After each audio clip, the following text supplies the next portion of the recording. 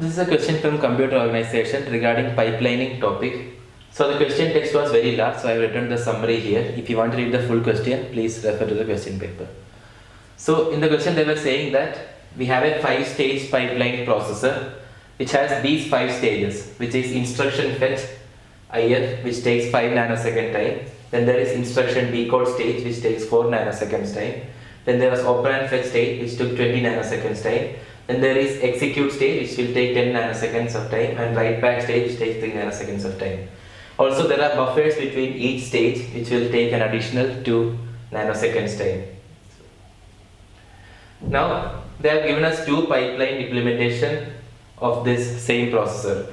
In one is a naive pipeline implementation with these 5 stages written here. Our second is an efficient pipeline implementation where this OF stage, which is operand fetch, that is divided into 2 stages, OF1 and OF2, with execution times of 12 nanoseconds and 8 nanoseconds respectively. The speed up corrected 2 decimal places achieved by EP over NP in executing 20 independent instructions with no hazard Cs dash. So, in this question, they have given us 2 implementations of this pipeline processor. One is a naive implementation with these 5 stages. Second is an efficient implementation in which the operand fetch stage, this was the stage taking the largest amount of time, it has been divided into 2 parts, OF1 and OF2, which takes 12 nanosecond and 8 nanosecond time respectively. And they are asking us to calculate the speed up when in each of these we are executing 20 instructions.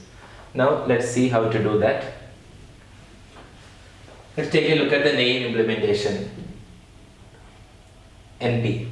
Okay. So here, what is the cycle time? Cycle time is the time taken by the slowest stage. So in this, the slowest stage here is operand fetch stage, which takes 20 nanoseconds time. So we need to take this as the cycle time.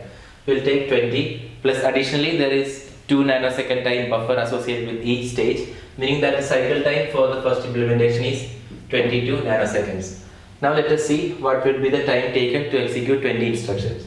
Now the first instruction will take 1 cycle time for each of the stages in the pipeline. There are 5 stages in the pipeline as you can see here. Each of these stages will take 1 cycle time each. So for executing the first instruction it will take us 22, that is cycle time, into 5 stages. 22 into 5. This is the time taken for the first instruction.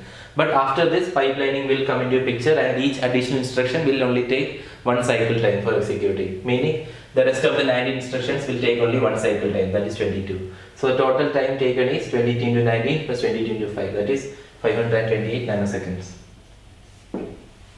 Now let's look at the second implementation.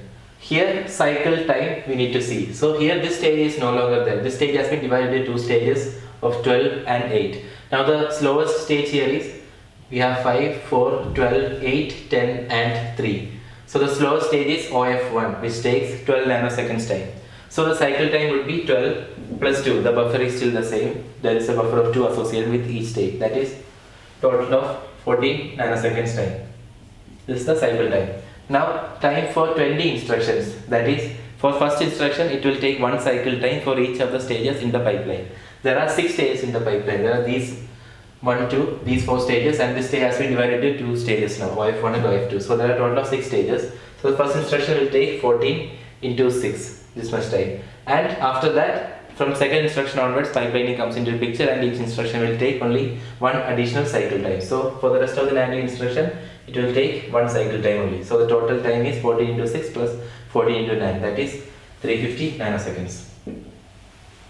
Now the first implementation took 528 nanoseconds. The second implementation is only taking 350 nanoseconds.